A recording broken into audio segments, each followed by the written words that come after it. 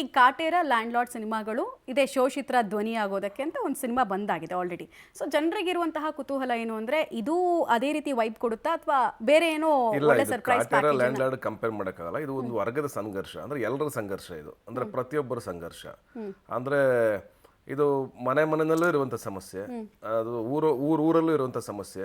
ಆ ಊರಿಗೆ ಹೇಗೆ ನಿಂತ್ಕೋತಾನೆ ಅಶೋಕ, ಆ ಊರ್ನ ಹೇಗೆ ಕಾಪಾಡ್ತಾನೆ, ಆ ಊರ್ನ ಹೇಗೆ ಬಚಾವ್ ಮಾಡ್ತಾನೆ, ತನ್ನವ್ರನ್ನ ಹೇಗೆ ಉಳಿಸ್ಕೋತಾನೆ, ಅಂಡ್ ಹೇಗೆ ಫ್ಯಾಮಿಲಿ ಮತ್ತೆ ಇಡೀ ಸಮುದಾಯನ ಹೇಗೆ ಕಾಯ್ತಾನೆ ಅನ್ನೋದೇ ಒನ್ಲೈನ್ ಸ್ಟೋರಿ ಇದು. ಓಕೆ, ಹಂಗಾಗಿ ಇದು ಒಂದು ವರ್ಗಕ್ಕೆ, ಅಂದ್ರೆ ನಾನು ಹೇಳ್ತಾ ಇರೋದು Kaatera also wonderful movie and land lord also ತುಂಬಾ ಒಳ್ಳೆ ಸಿನಿಮಾಗಳು ಅವೆರಡು.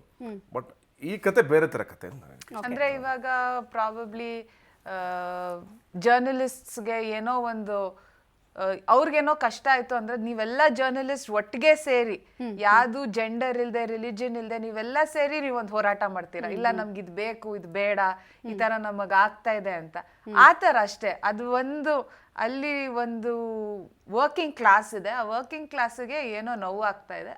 ಸೊ ಅವರು ಒಂದು ಮಾಡೋ ಅಂತ ಒಂದು ಹೋರಾಟ ಅದು.